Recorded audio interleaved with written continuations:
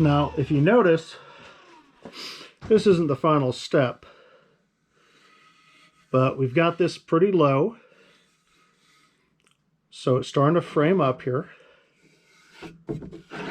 Starting to look more and more like a horse's head. Set her up here. So we've got her rounded off. We're rounding out. We got to do a little sanding back here. We're going to do the nose, which is going to be right here. And do a couple of eyes, one on either side.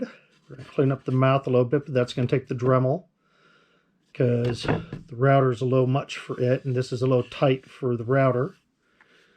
But I don't know about you, but I think it's starting to really come together, start to really look like a horse. I'm hoping you guys enjoy this. Now this is Santa Claus coming at you.